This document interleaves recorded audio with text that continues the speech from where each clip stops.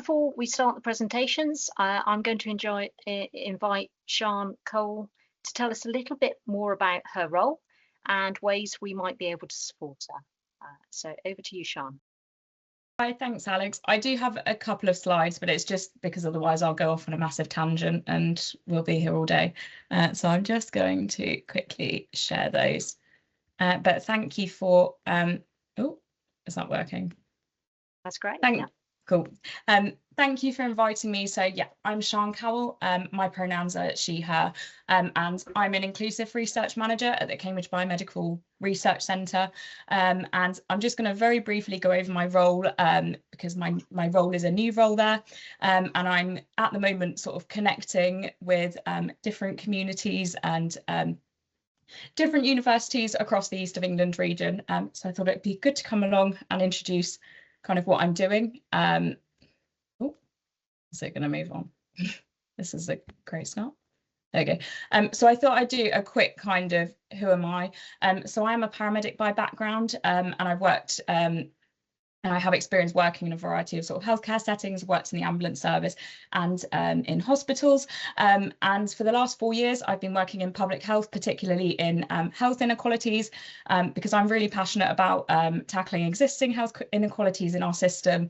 And I also, my journey a little bit was getting into public health through getting involved with research. So I am very passionate about research and people being involved with research.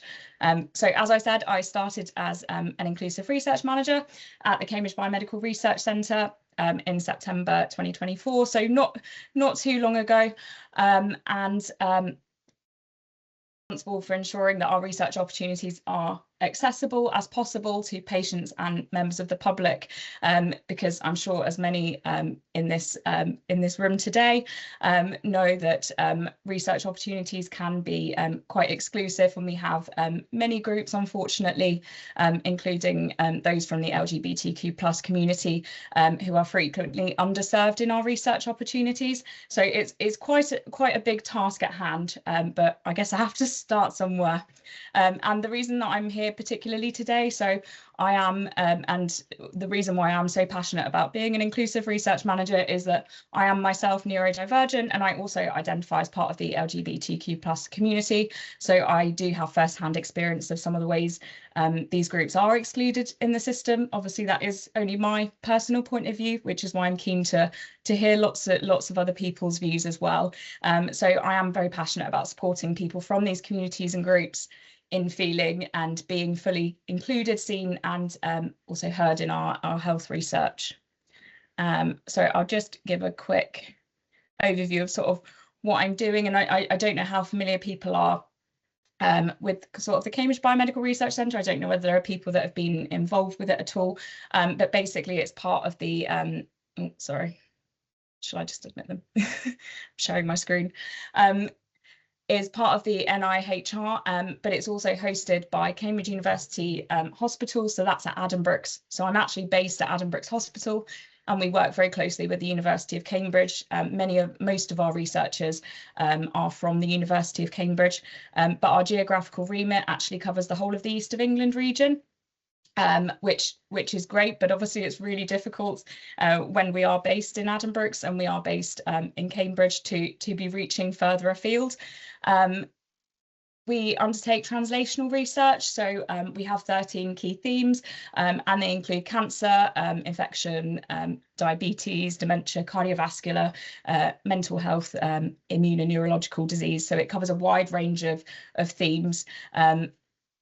But a lot of the reason that I was brought in as such is the NIHR has brought in new guidance as such for the institutions that they need to be more inclusive in their research. So they've put in posts across lots of these biomedical campuses like mine to try and make the research opportunities more inclusive. So a lot of what I've been doing and what I will be doing is I work very closely with the Cambridge researchers, but also with the underserved communities. So I spend a lot of my time travelling, my poor little car, travelling around the whole of the East of England and meeting with lots of our underserved communities who, lots of them really want to engage in research, they just don't have the opportunities to do that. So I'm kind of working closely with both the researchers and the communities to try and bring them together, and working on co-designing our research sort of from the very beginning stages. And with that sort of, my hope is to build long-term relationships with these underserved communities and groups, help them engage in research by sort of raising awareness of the value of participating research, but also for me to gain an understanding of the barriers that the communities are facing. And for me personally, from a sort of a personal point of view, I am really keen on seeking to understand approaches in research that recognise the unique needs of the LGBTQ+ community. And what I'm hoping to do, I'm putting in some sort of workshops, training workshops with our researchers at Cambridge, which I may be able to open up kind of beyond Cambridge as well, so that we can promote sort of these inclusive and equitable research methods to our research. So I would really like to put together sort of it's a bit of a call out really. I'd really like to put together some training and workshops with a particular focus on the LGBTQ+ community. And then another part of my role, I'm connecting Cambridge researchers with researchers from other institutions, particularly those that are already working with underserved groups such as the LGBTQ+ community, so that we can facilitate sort of shared learning experiences. And you know, if our researchers are working on similar projects to other researchers, it makes sense to try and share those learning experiences, as well as sort of identifying opportunities for collaboration. So sorry, I'm waffling a lot, but if anybody is keen to sort of connect with me and help me with this, I'm always happy to chat, always happy to travel. And I've put my email address on there, but I assume this will probably be circulated maybe. It will, Sian. Or we can just put, or people can probably find my email address, so I can put it in the chat, but yeah. Okay. Hello, my name's Katie Carpenter. I'm a doctoral candidate at Birmingham City University. I'm currently doing my PhD. My pronouns are she and her. And I'm just going to share with everybody an aspect of the research done with children in a Birmingham primary school around gender discourses.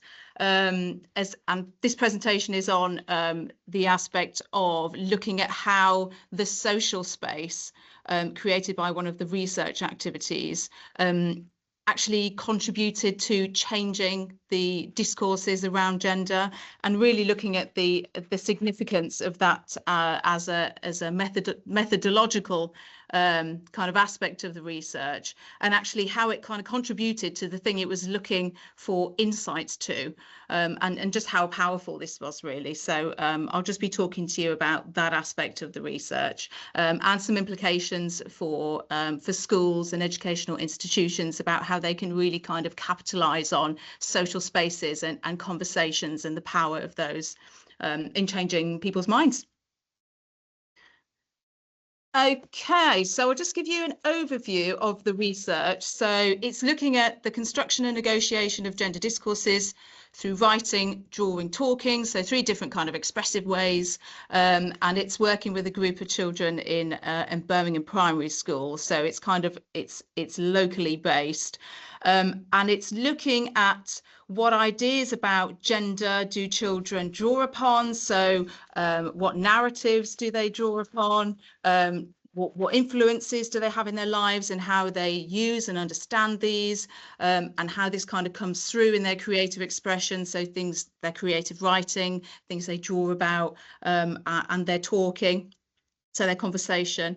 And then it really kind of looks more deeply. So as well as kind of mapping the influences and the narratives around gender that children access and kind of perpetuate, it really looks deeper into how these children negotiate quite complex positions between multiple different potentially narratives around gender?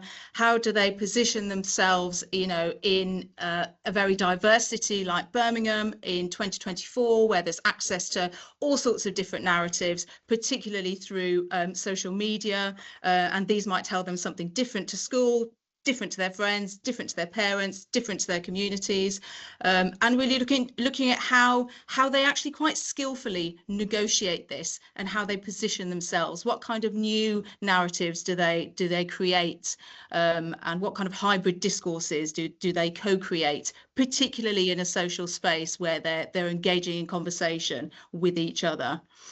And one of the kind of key underlining features of the research, which I won't go into in this presentation, but it's the idea that it happens in Birmingham, and Birmingham is a very complex, very diverse community. And it'll be a good piece of research to then compare to similar research that's done in perhaps different communities. So we can put together that, you know, a picture of how different environments for children perhaps create different narratives around gender.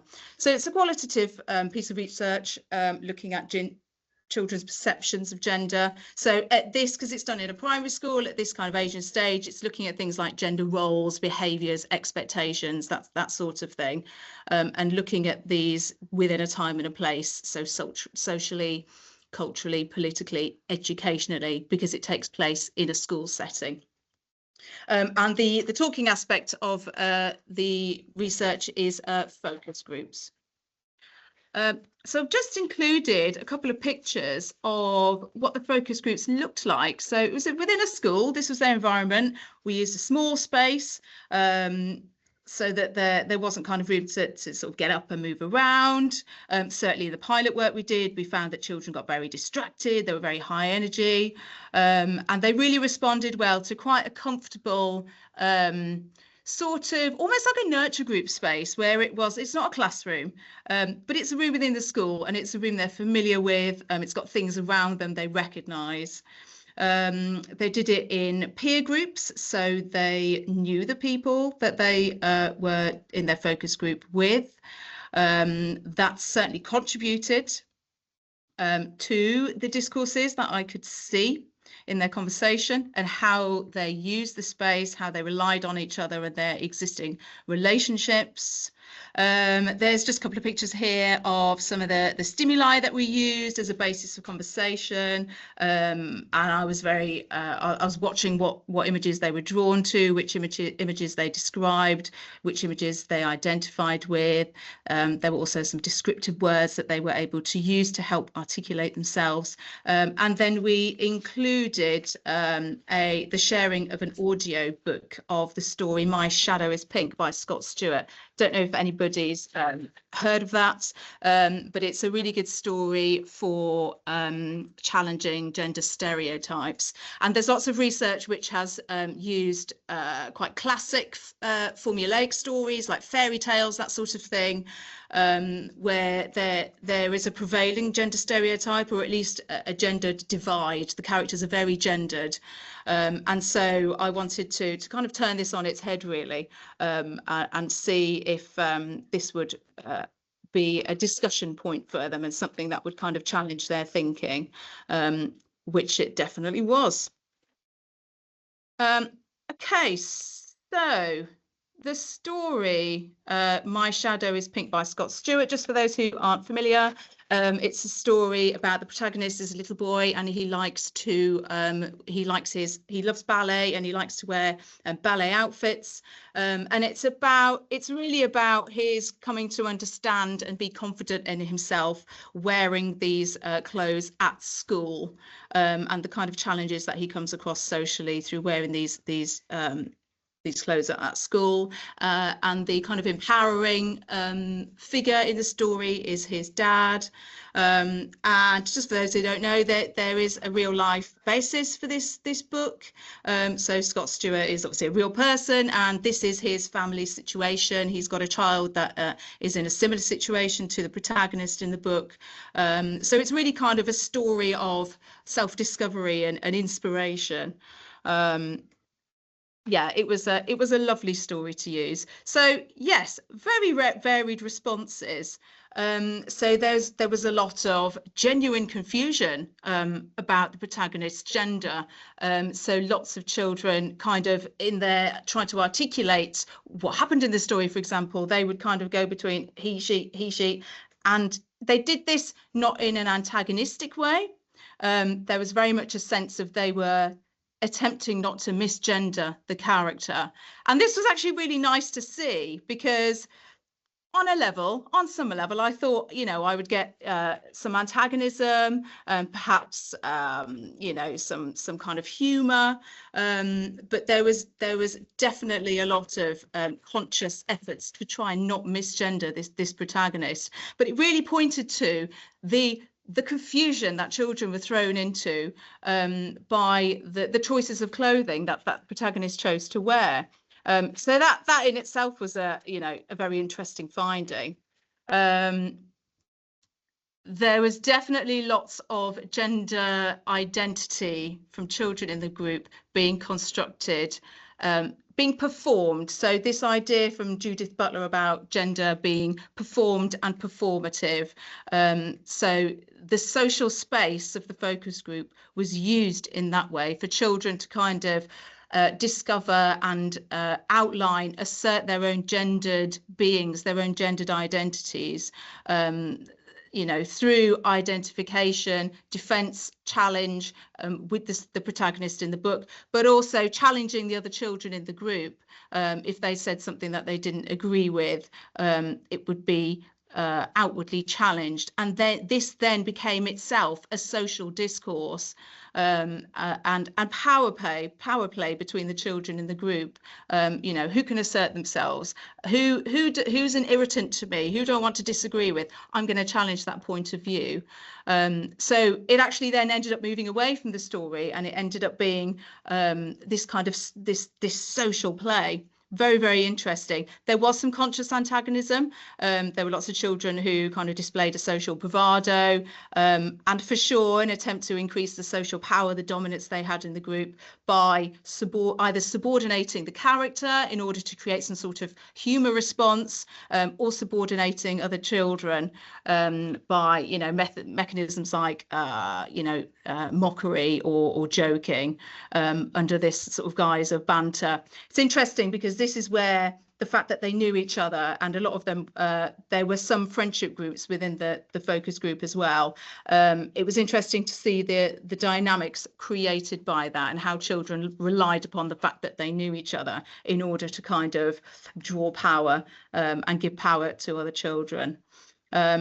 And like I said, there was a mixture of defence, and this was also a way of kind of performative identity, is defending themselves against, you know, somebody who didn't disagree with them. The interesting thing here as well is this changed the group feeling. This kind of individual responses from children changed the group response, which is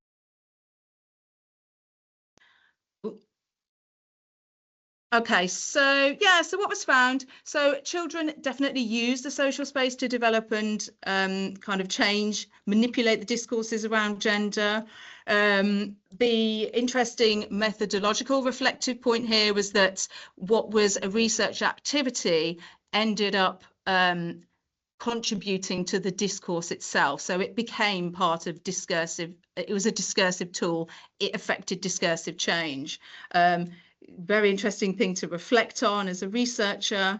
The participants changed the nature of kind of what was a rules-based safe space. So, you know, beginning of the focus group, it's a safe space. We can, you know, we can be open. We're going to be polite, respectful, all those sorts of the usual things. But they fell very quickly into a conversation, a friendship-based conversation, and it's interesting to see how the politeness and the kind of the social rules of turn taking, for example, gradually diminished as they started to kind of overrule each other and rely, like I said, on the friendships they previously had. To change the discourse and to challenge people socially and use the space to their advantage.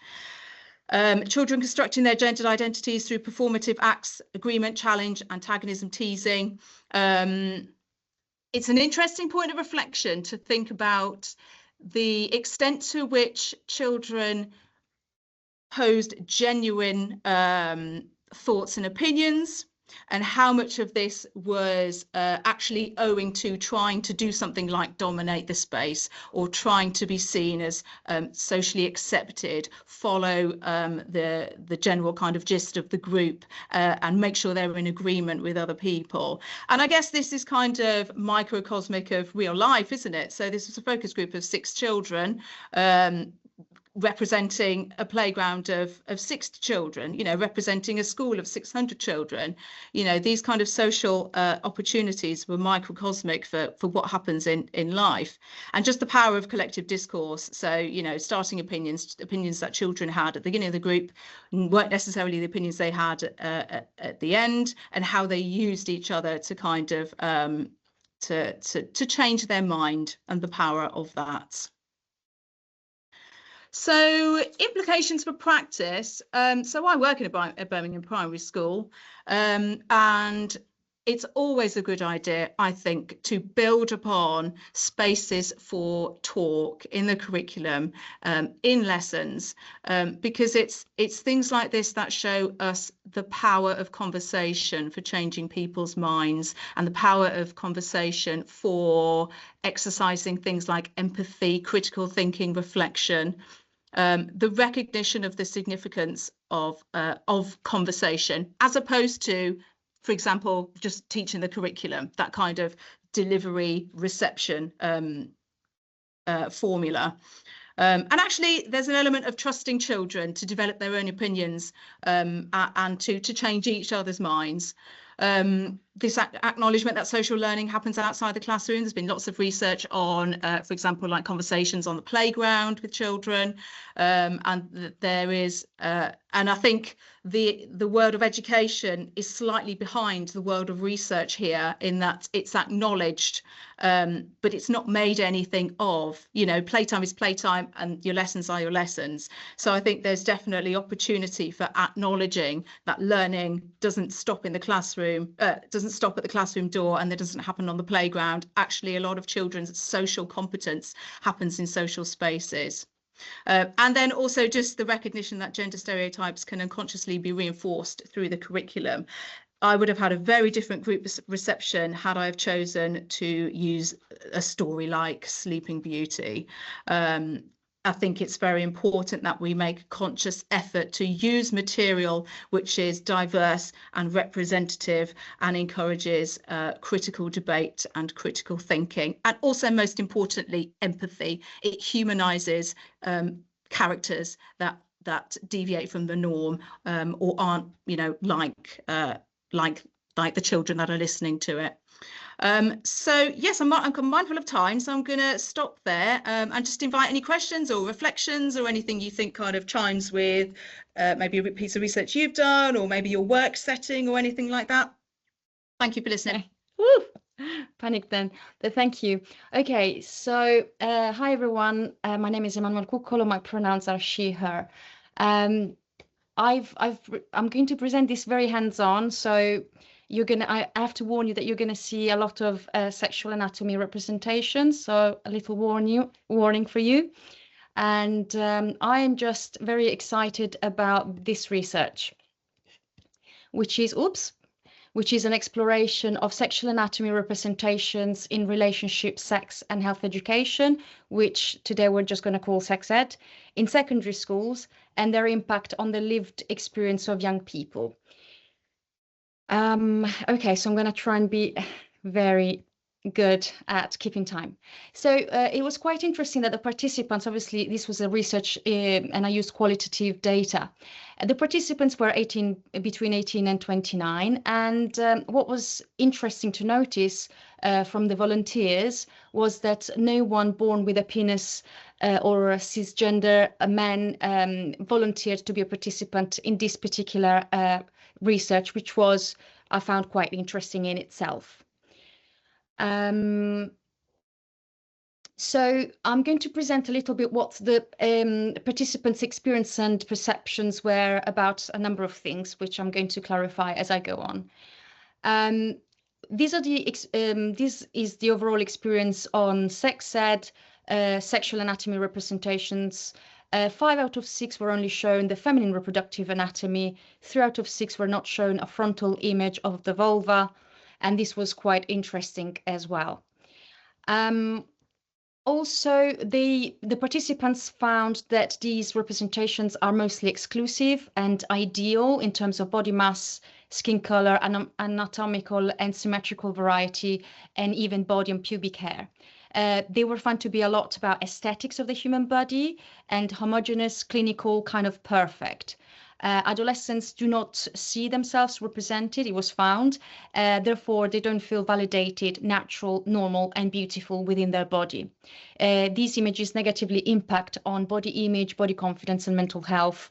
And the participants did not associate them with sexual activity, rather with teaching reproduction. Also, they found that these representations imply heterosexuality between two human models possible. They are not adequate to teach feminine sexual pleasure. They imply vaginal penetration is penetrable for people born with a vulva. Or, by the way, I'm going to refer to people born with a vulva, or women, or young women, or girls, but I mean everyone born with a vulva, and vice versa for men. I'm going to perhaps talk about young men or masculine pleasure, for example, and I mean for everyone born with a penis, however they identify themselves, regardless of that. It was found that these representations reinforce stereotypical sexual expectations and behavior, and that sex ed is skewed towards masculine pleasure. The bodies were found made to be viewed in a very binary way that enhances differences only.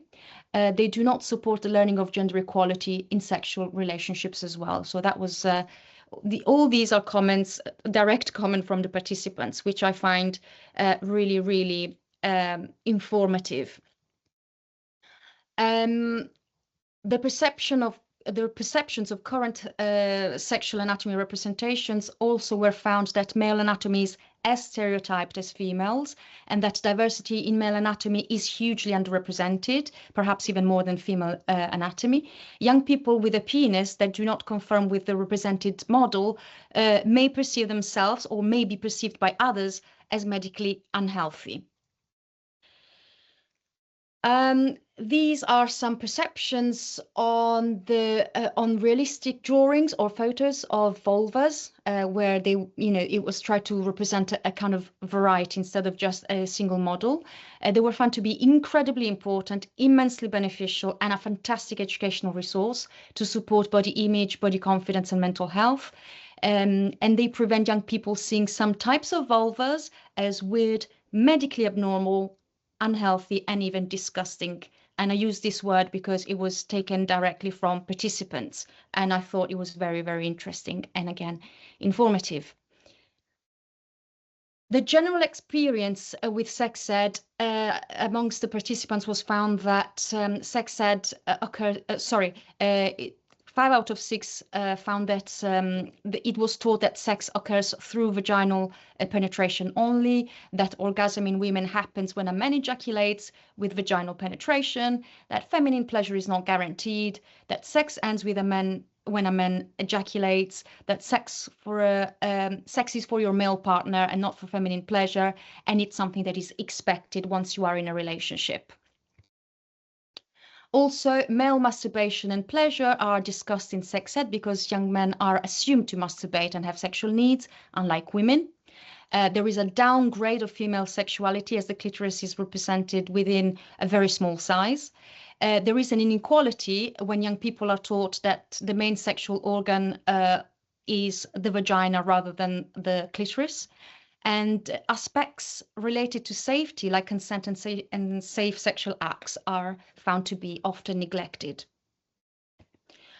In terms of the general knowledge of the clitoris within the participants, 5 out of 6 did not know sexual pleasure is its only function, and only 2 were able to describe its anatomy. They were vaguely told that stimulation can lead to orgasm, stimulation of the clitoris, but no practical learning was accompanied with that, so they didn't really know what to do with that. Arousal and erection in women are not taught nor discussed. Feminine orgasm is not, they were told actually that feminine orgasm is not as satisfying and intense as men's, which again, very interesting. And young people are lied to about orgasms between the two parties happening simultaneously. These were the perceived benefits of learning anatomy, location, and function of the clitoris. One feels less ashamed, embarrassed in their anatomy, better body image, and feeling in one's body. Learning that experiencing pleasure is more important than body's aesthetics. This would impact on the sexual behavior of people having sex with a woman. It would increase sexual pleasure for women and their ability to know how to masturbate. And all around, this would empower women, people born with a clitoris. The perceived benefits of learning anatomy and the location and the function were also found as building the ability to communicate one's sexual preferences, kickstarting a period of exploration, self-exploration, ultimately leading, hopefully, to better quality of sex, supporting young people in understanding gender equality in sexual relationship, and challenging gender stereotypes. Then I presented some images of sexual homologs, which is scientific fact, and these were the perceptions. They were found to be effective to visualize gender equality in sexual relationships. They should be used to hammer in, again, a term used by participants, hammer in that people are made from the same parts, just differently organized. They are more valuable than presenting two separate entities, leading to consistent disparity. Greater importance is given, of course, to the penis. It was found, and that the clitoris is conflated to the penis in a hierarchy of sexual organs, which was very interesting. And it is effective, basically, to teach that the clitoris is beyond the bead, and that it equates to the penis, but not that it's a mini penis, but it's got a value per se. It's got an anatomy per se, and all the rest of it. Also, they were found to clarify that they would be useful to clarify what is normal, healthy anatomy. They would be effective to teach about intersex and gender diversity, giving all sexes equal precedent. They would represent anatomy in a less binary model and connect all genders in a spectrum, which was very, very interesting to hear.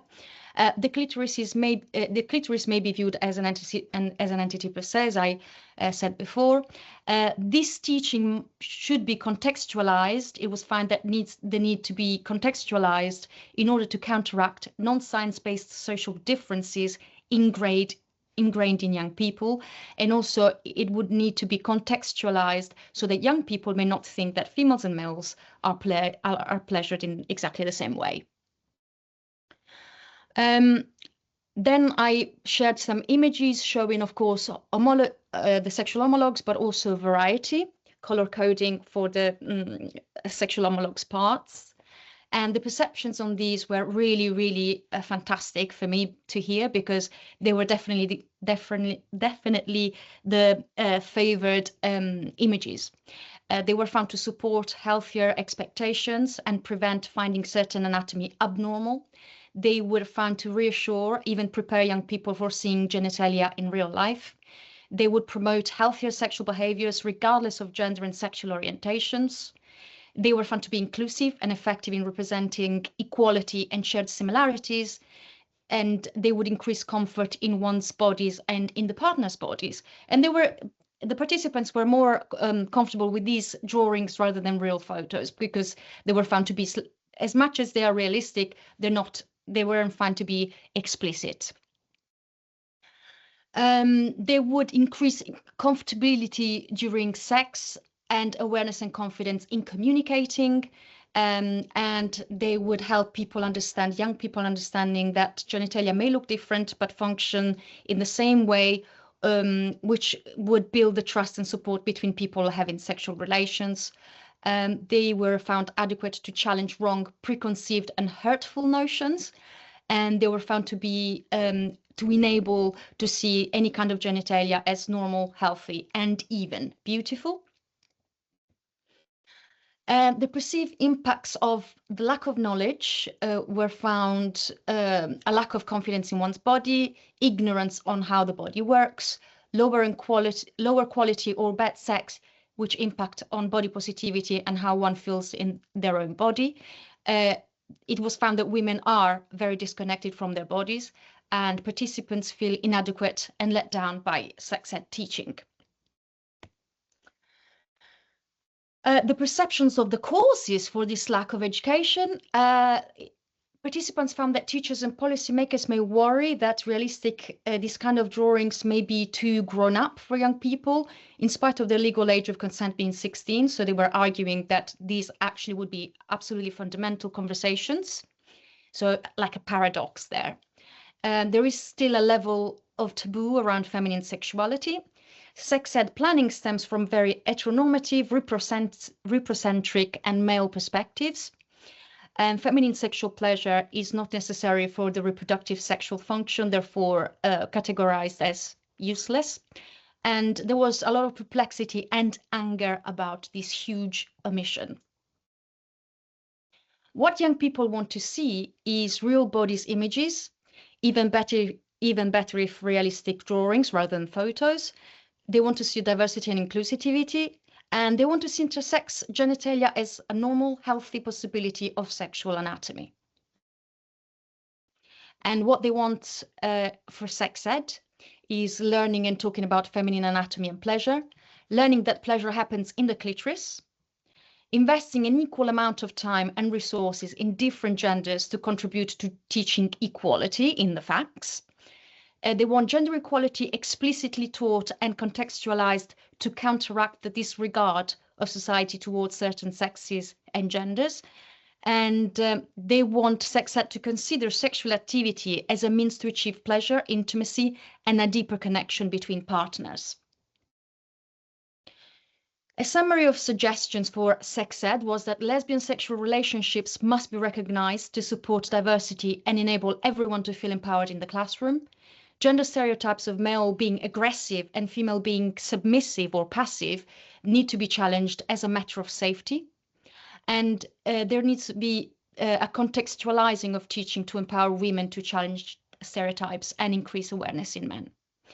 And this is a direct quote from a participant that found that education about the topic of sexuality should change in secondary schools, and there is a responsibility of an educational system to change that. So in terms of my research, I would very much, in my PhD, my aim is to kind of get a little bit more, to involve more students from secondary schools in this kind of research, and still focus on particularly on the clitoris representations and on the impact that the lack of representation has on the lived experience of young people, and to engage as well policymakers to basically be planning relationships and sex education with this information in mind, particularly in terms of mental health, body image, and also safety. Thank you for listening to me. Okay. That's great. Thanks, Rich. Fantastic. So just to introduce myself and to begin with, my name's Richard. My pronouns are he, him. I'm studying at the moment for an MBA through the University of Buckingham after topping up from a level 7 apprenticeship last year. But that's all being done online, physically based in East Riding of Yorkshire. So I'm as an assistant principal across a trust of schools called the Education Alliance, and also teaching some of those schools as well. So as part of my MBA for the dissertation, I get to do a research project to do with educational leadership, which I'm really excited about.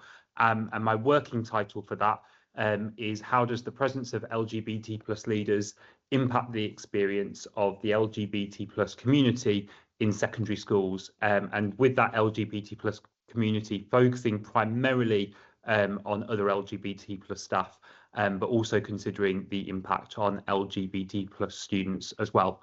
I think for me, the reason that I chose this as an area for the focus of my research was because I started as a teacher and a leader where I felt that actually being out wasn't that important to me. It's something that I didn't see as a key aspect of my professional identity when I started as an English teacher and then a curriculum leader.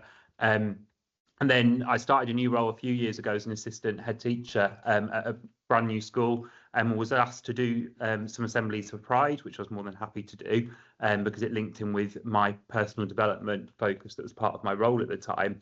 And I was actually really surprised at the reaction from pupils. I didn't expect a negative reaction from them, but I really underestimated the role that that representation had for them. At one point, I had a student who I'd only been there a couple of months, so he barely knew me at all, but came up to me and gave me a card and a little rainbow pin before he left for his exams, just to thank me for that representation, because it felt like the school wasn't always a great place to be, and he felt that there was some form of change just through having that representation in play.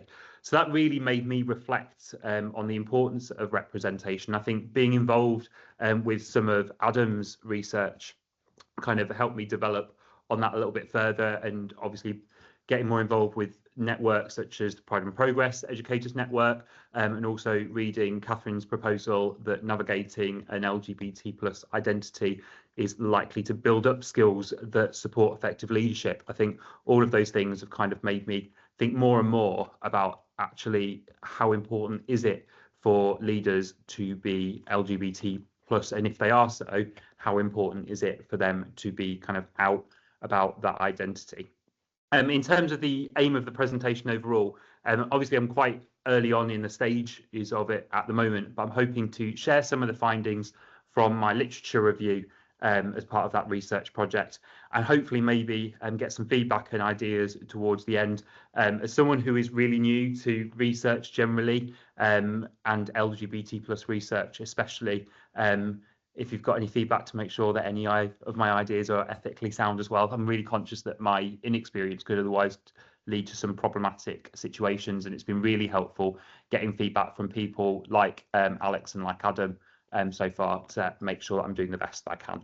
So to give you a brief overview of kind of the process so far, in September started that process of kind of the research and the literature review, lots and lots of reading. Then moving on from that, thinking in December about research ethics and also starting to reflect on methodology. So I've been doing a lot of reading around different forms of data collection and how to do that ethically and effectively. At this point in January, focusing on the question design, starting to pilot a bit of a version of the survey and also approaching a sample. So in the process of gathering that sample, I'm hoping that you might be able to help a little bit with that later on as well, perhaps. So, like I said, the main thing that I wanted to do was just walk through some of my findings of the literature review. And in order to do that, I kind of focused on three main questions. First of all, focusing on the idea of being out and disclosing an LGBT plus identity at school and how, to what extent LGBT plus teachers feel able to do that. Then thinking about that proposal from Catherine and whether or not being LGBT plus makes a teacher a better candidate for leadership as a result. And then also really thinking about the idea of LGBT plus role models in school and whether or not they benefit LGBT plus staff and students, and some of the advantages and disadvantages and drawbacks to having LGBT plus role models in school, to help me then kind of develop and move forwards in thinking about how those things might apply to the LGBT plus leaders within my research and my study. So some key bits that came through within the literature review, first of all, in terms of the experiences of LGBT plus teachers. And a lot of the studies that I looked at often use really narrow sample sizes, but there was a really high degree of agreement between those different studies historically that LGBT plus teachers felt that they couldn't disclose their LGBT plus identity at work due to a fear of discrimination from colleagues, students, and also the wider community, and also linked in with that, the fear of perhaps even putting their job and their livelihoods at risk as well. Obviously, that has a negative impact on well-being, and Clark highlights the fact that it can bring about feelings of powerlessness, anger and frustration as well. And that disclosure within the workplace can largely be driven by social attitudes and the social context as well, which obviously means that if we're thinking about homosexuality in particular, we've got really clear evidence, especially post Section 28, that attitudes towards homosexuality are improving. And some of Catherine's research demonstrates that LGBT+ leaders are more likely to be out at work post Section 28 as a result. So it implies that those improving social attitudes have a positive impact overall. However, I think it's really conscious to mention the fact that that positivity is not necessarily mirrored across all LGBT+ identities. When you start to drill down into some of the representation of leaders within schools, bisexual and transgender teachers are especially underrepresented in leadership positions. And I think when you couple that with the negative news coverage and the way in which trans people are being represented within the media and the culture at the moment overall, I think it highlights that the LGBT+ umbrella can't be used to view all of those people as an homogeneous, can't speak this afternoon, as a homogeneous group. And I think there's a real need as a result to understand the experiences of bi and trans teachers in particular, and not just kind of considering the LGBT+ as kind of that umbrella group and that overall group. So I think breaking it down into the different identities would be beneficial. When it comes to the idea of leaders then, I think first of all, it's really difficult to quantify the characteristics of an effective leader, especially in schools, with a set criteria. And I think in my reading, largely the fact that leaders need to be adaptable makes it very difficult to kind of nail down a precise description of what an effective leader is or what an effective leader isn't. But I think it was really interesting reading Catherine's research and some of the other bits around the idea that LGBT+ people have to navigate their identity within the context of a cis heteronormative society, and actually that supports us with developing some skills that are also useful in effective leadership. And therefore, perhaps those teachers with LGBT+ identities are almost primed for the experience of being an effective leader. I also thought it linked in quite well with the idea of psychological safety from Amy Edmondson. And part of the work that she did on that highlighted that leaders need to model vulnerability in order to build trusting relationships with their employees. And I think actually there's a potential there that being out to colleagues is an opportunity to model that vulnerability and therefore enhance those relationships between leaders and staff as well. And then last of all, I think the fact that LGBT+ leaders are likely to be hardworking and high performing, and often that's done in a way to kind of misdirect people and kind of take the attention away from the LGBT+ identity. But as a consequence, it means that they might have a high credibility in terms of their quality of teaching and the quality of the work that they do. And therefore, perhaps that puts them in a really good place to be an effective leader as well. I think that the last topic within the literature review then focused a lot on the idea of LGBT+ role models. And I think this is one that really is very, very complex. And for me, kind of reflects the fact that across the past 10 years while I've been teaching, I've kind of flip-flopped between the different views and the different opinions and the different positions on this, which I think reflects kind of that complexity. In terms of the advantages of it, first of all, there's evidence to suggest that it brings that support for the LGBT+ workforce and their well-being, and also highlights the value of the contributions from the LGBT+ community. So those employees who are LGBT plus and not in leadership roles have the opportunity to have their contributions be seen as more valuable as a result. Also, there's the evidence to increase that sense of belonging with LGBT plus staff as well, and also bringing about the feelings of solidarity and reducing those negative feelings of threat and of fear that are mentioned earlier on, because they know that there is a leader who is kind of in a similar position overall. And then in terms of support, that idea that it has that support for LGBT plus students, it might be that in terms of the curriculum and the offer, and making sure that that level of representation that I know was mentioned in the presentations earlier on is there, but also in terms of that pastoral support and making sure that students and pupils have an idea of who they might go to for support. However, there are quite a few disadvantages as well when it comes to those role models, which I think can make it quite problematic. Firstly, there's the idea that it might compromise the primary teaching role. So if I think about my job as an English teacher, if I'm kind of stood at the front of a class teaching them Macbeth, if I'm stood there with my rainbow lanyard on and my Pride and Progress kind of pencil case out on display, is there the risk that students are going to focus more on the way in which I present things through the lens of me as a gay teacher, rather than actually just focusing on Macbeth and Shakespeare and what we're there to learn? So the idea that what's being taught might be coloured or kind of filtered through the lens of that LGBT plus identity. And obviously that idea of identity, I think, is particularly important too, because we often see identity as something that is frozen in time, whereas actually it's fluid. But when you kind of come out to a group of people, and especially if you're acting as a role model, that identity becomes frozen in time, and then that control of that identity gets passed on to others, which obviously has ethical and moral implications for the role model, which can create that sense of social and emotional pressure for the role model. And I think there are real questions there about whether or not that's fair. So if I'm coming into work to be a teacher, to teach English lessons to secondary school children, is it fair that I'm being asked to be this role model as well? Is the heterosexual teacher in the classroom next door to me, are they subject to that same amount of emotional and social pressure and kind of the ethical implications that come with that?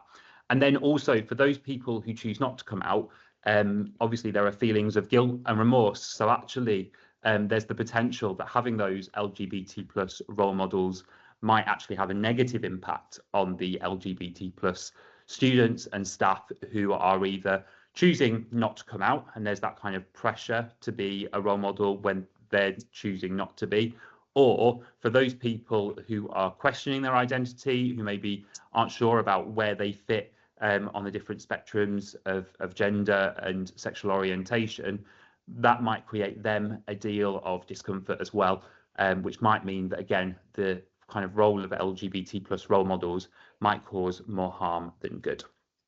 So my next steps then is thinking about my research questions, and the draft questions, and very much is draft format at the moment, is thinking about how does holding that LGBT plus identity impact the experience of LGBT plus leaders in secondary schools, and then thinking about how does having a leader who's LGBT plus impact the experience of the workforce and LGBT plus staff, and also LGBT plus students in secondary schools.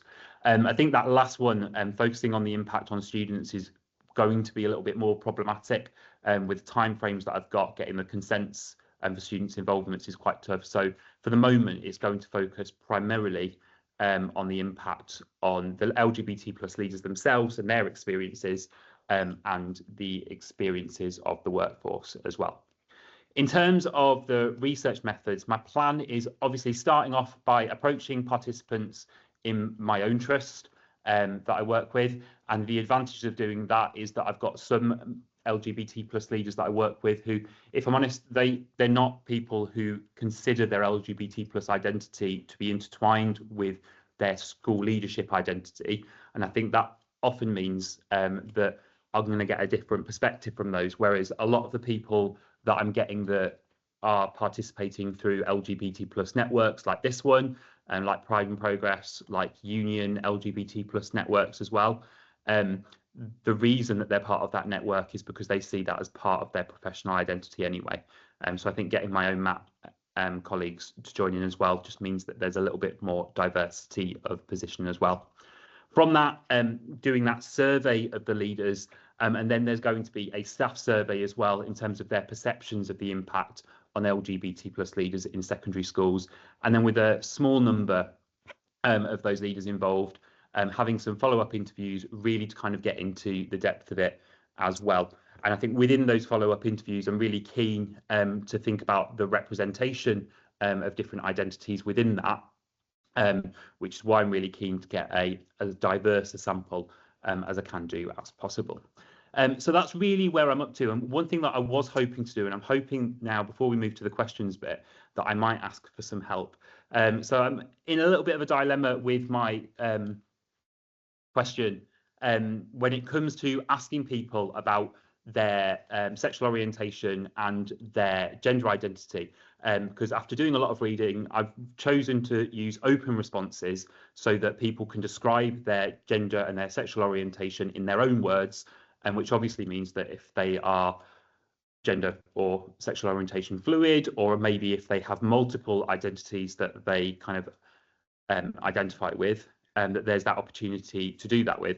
However, I also need to do some branching within the questionnaire so that if they are LGBT plus, that it kind of points them towards the questions that then kind of follow up on that identity. And also, I really want to be keen to highlight where I'm getting transgender respondents, because those are ones that I really want to kind of throw a spotlight on within the research because they're so underrepresented within leadership. As a result, when it comes to asking them, I've got a few ideas for questions to do that, again, mainly to help with that branching, but also to highlight where I'm getting transgender participants. First of all, asking them if they hold an identity that's LGBT plus. Another that's whether or not they consider themselves to be transgender. And then another one, which my main worry with this last one is that there are a lot of different options. And then again, there are options that I'm not putting on there as well. The kind of multiple choice checklists, so that if I just label them A, B, and C as a kind of general idea to make it easy to refer to. I didn't know if anyone felt able to kind of share their thoughts on any of those. Thanks. Great. So we're doing a two-hander here. I'm gonna talk to the first few slides, and then Dan is going to talk to the last half. So for those that don't know us, we are both at Anglia Ruskin University, and actually met at Anglia Ruskin University when we agreed to take on the joint leadership of the LGBTQ plus staff network. So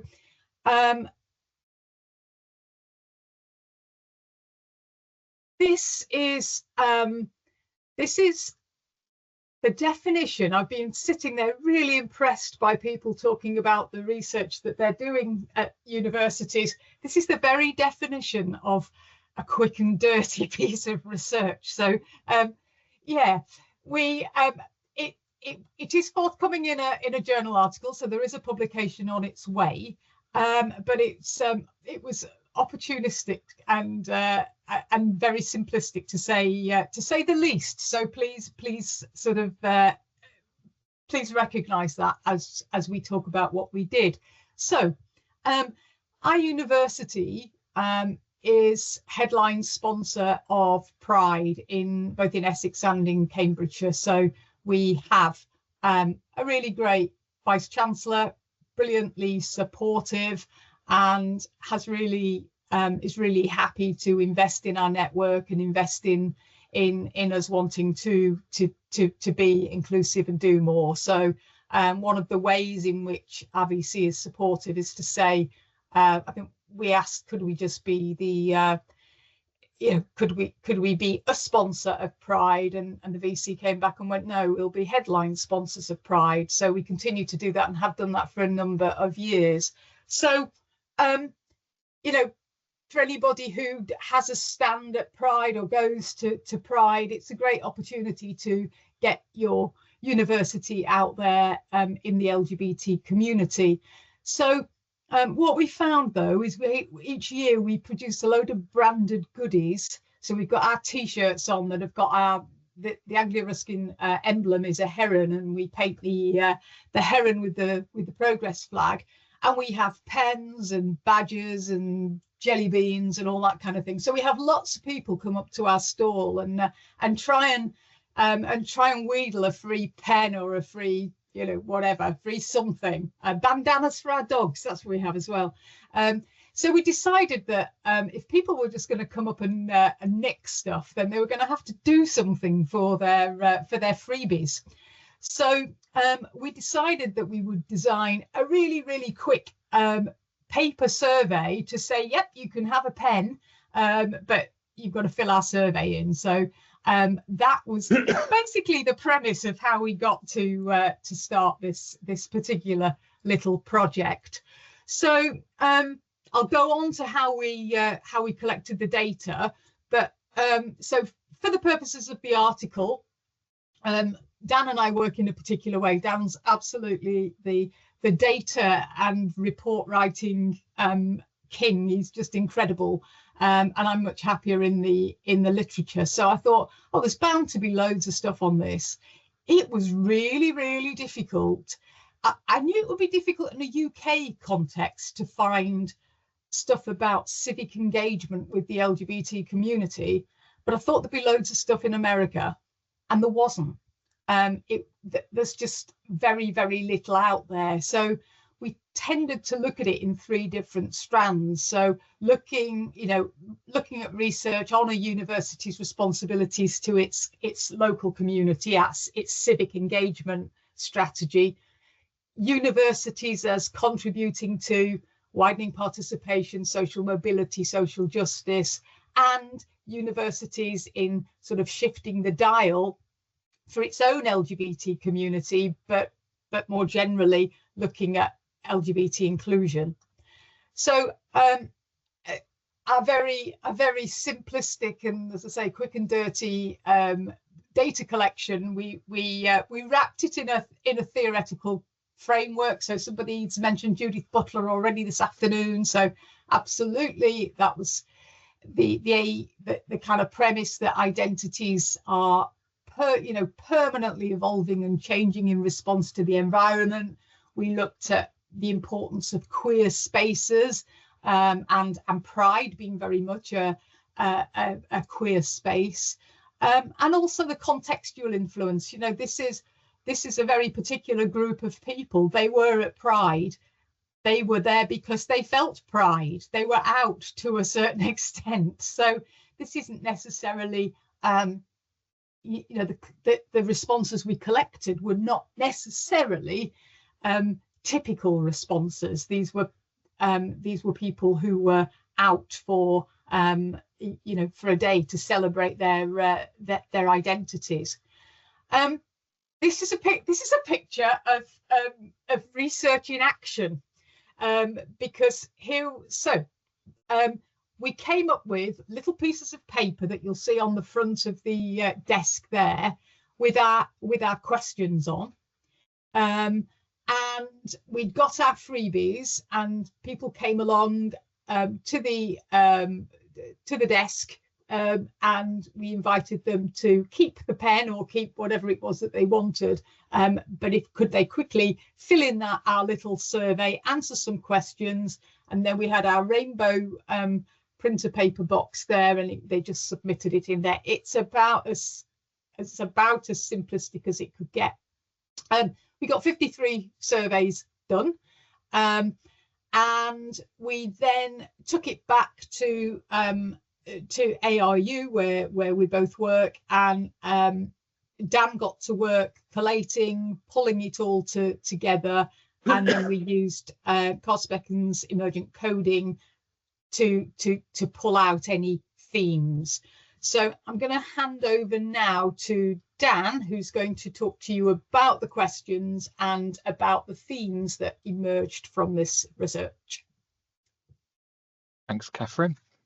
So as Catherine said, we asked 5 questions. Essentially, they were about who were we talking to, what was their experience as a member of the community, how could ARU support them or support the local community, what do they look for in an educator or an employer, and what celebrations, events, training, services, etc. For LGBT inclusion would they like to see the university running? So next slide, please, Catherine. Oh. Thank you. So we had 5 emergent themes came out of the research. So the first of which was visibility. There's a really nice quote there about us being a beacon of inclusion. And they talked not just that response, but other responses about outreach programs, research, community needs. Something that came up was about the need for us to be more present than just a Pride logo in February and July. That it's about more than putting a flag on your building, and having a much deeper role within the local community, about also having role models within our professional, academic and technical family teams, and so that there were people that we could, potential students, members of the community could engage with and aspire to be. And then the second emerging theme was around safe, inclusive spaces. It was around having a local space where people knew that they would be safe, that was something that was assured, and that it wasn't just about physical safety, it was about mental safety as well. So it touched on people and the ability to have their known as names, support groups, and essentially being an open door. So something that members of the local community knew they would be welcome and could come and engage with us. So the third theme that emerged was around support services. The responses talked about having dedicated support officers for general advice and guidance, offering counselling and wellbeing support, and having inclusive policies and practices. And you can see one of the quotes that we've pulled out there was a request for the university to have a confidential counselling service. Really, the support services was quite difficult to capture because there was lots of different requests for different types of support. So this is really just a snapshot of some of what was, submitted. The fourth one was around education. So there was talk of us challenging transphobic and homophobic views, but really about it touching every part of the institution. So all of its workforce, its courses that it offers, whether or not that's short courses, traditional higher education offerings, and about visiting schools and colleges and going out and educating those who would be subsequently coming into our higher education institution. And then lastly was community engagement. And that was about reaching out and speaking to the full spectrum of the community. So the responses talked about the fact that often it's really easy to go out and engage with those who we know are on our side, and the importance of going out and engaging with every member of the community, including those who might be considered anti or might have views that didn't align with our own. Going through the research, I mean, it was really important to understand, one, that the scale of it, as Catherine has said, it was really quick and dirty. It was quite a small number of respondents. When we conducted this research, ARU was a university only. We've since merged and we've now included an FE college within the institution. And so it really just provides a bit of a snapshot of what people thought around the time, and it covered a period of 2 years. And so it was to work towards those 5 key themes about, being more visible and raising awareness, offering that safe and inclusive space for people, offering support services, enhancing our educational offer to ensure that it encompassed LGBTQ issues and experiences, and engaging with the local community. And then the real highlight at the end of it was that people were saying that we really had the potential to be a catalyst for change, and that through being an open door, an environment where everybody was welcome, by us including it in the courses we teach, that we could really make a difference. I don't know if you want to add anything on that, Catherine. Yeah, I think we were quite surprised that the extent to which the local community did have expectations of us. You know, I don't think we necessarily knew that they were looking to us to kind of lead the way. You know, I know that sort of local authority budgets, particularly for support services for LGBT youth groups, that kind of thing, have been absolutely decimated. I know there are really, really long waiting lists in the NHS for counselling and wellbeing services, and actually the community that we serve, and you know, we are a post-92 university, we are a widening participation university. Our students tend to they don't tend to come from, I don't know, Manchester and Newcastle. They tend to come from the surrounding areas, but they were looking to us to create a step change, and it's really got us thinking. You know, every university has a civic engagement strategy, and so, you know, we're really well placed. All universities are really well placed for joined up working with their local LGBT communities. And you know, Sian's down the road at Adam Brooks Hospital from us, and you know, the potential for us to have a more porous campus where, you know, and I think one of the things we've changed from this is when we've got an LGBT History Month event or a Pride event or whatever, we're opening it up now to the community and inviting people to come along and take part. So, you know, often the thing with LGBT charities, communities, groups, they tend to be run on an absolute shoestring, and they're not the first port of call for universities who often, and particularly in the current climate, are chasing businesses with deep pockets to come in and work in partnership. But I think this is a really important area for development. You know, we've this afternoon, there's been some brilliant research, really varied. We should be absolutely using that for positive change. We should be providing training and knowledge transfer. And I guess one of the compelling things when, you know, and I think if you, one of the reasons that our Vice Chancellor said we will be headline sponsors of Pride is because we do, you know, we are an inclusive institution, but frankly, he's hoping that the return on that will be recruitment of students to our university, that they will see it as a safe place to be, and they'll see us there and think, oh, okay, and raise the profile. So I guess, you know, this was us on a Saturday in June with some scraps of paper and some branded pens, and a very, very small sample of participants.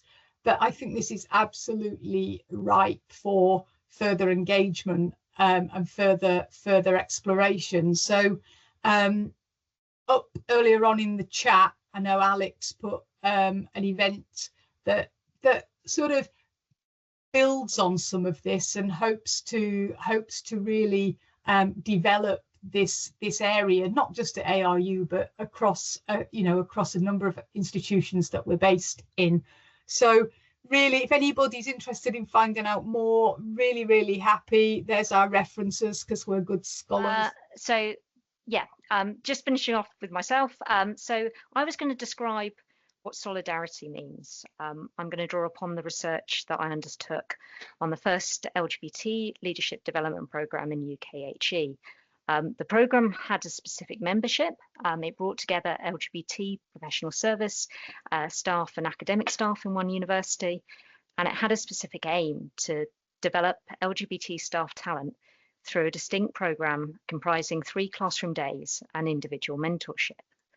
I participated in these days and interviewed 16 attendees to understand their perspectives of the leadership and the programme, and I'm going to speak about the programme. The queer space of classroom days offered familiarity and relief for attendees to embrace their identities, reach out to others in the community, find direction and move forward to a positive future. There was an emotional intensity in hearing about the challenges that others had faced and then re-examining individual struggles. But there was also a joy and pride in listening to and sharing how these obstacles had been overcome. The lightness of the room was supported by in-jokes and self-deprecating humour. The safe and accepting atmosphere of programme days encouraged attendees' openness and offered a freedom and an opportunity to break the norms. A shared sense of protection and resistance meant attendees' voices were heard, valued and raised, and vulnerable experiences were recognised and reassured. The community of LGBT people who came together during classroom days and mentorship offered camaraderie, lessening feelings of loneliness, powerlessness and isolation. Attendees were made to feel part of something bigger. It allowed attendees to connect, sometimes reconnecting on a different level, to share personal feelings and discomfort suppressed in other spaces. Attendees may not have been healed from the violence they'd faced. Still, the programme offered the time and space for some of these experiences to be processed and for this violence to be resisted collectively rather than individually. What was known, seen and valued by those in the room enabled a crucial re-examination of queer capital. Exchanging intergenerational queer knowledge and support had a powerful influence on attendees' confidence, resilience and aspiration. The programme space and the re-emerging queer space provided by the LGBT staff network made the present more livable for a number of the programme's attendees. The LGBT Leadership Development Programme came full circle, starting from the Rainbow University Pride bags neatly arranged on the tables for each of the attendees on day 1 of the programme, to attendees contributing to the local community Pride events after the programme ended. Political and social activism seemed to be the source and root of the leadership programme, bringing people together to generate a stronger voice. Of course, some attendees seem more on the periphery of the group, highlighting the differences between us and the limits of groups and connections. Attendees were also conscious of identities that were not visible in the room. Perhaps through the programme, attendees were encouraged to buy into a cruel optimism, a change that's not going to come and remove the various types of institutional and societal violence. I continually questioned through my research whether I was presenting a cruel optimism. And particularly halfway through the programme, when I attended a candlelit vigil for Brianna Gay, alongside members of the LGBT Leadership Development Programme and university students on their campus. As I looked into the eyes of these young LGBT students, I thought at least my research was doing something. I realise now how attendees' confidence was also raised to challenge issues within their institution. I'm grateful to all the participants who engaged in my research. I was struck by their willingness and openness. I hope I've demonstrated and continue to demonstrate in my continuing research a reciprocal level of care and thought. I know how I've changed personally and professionally.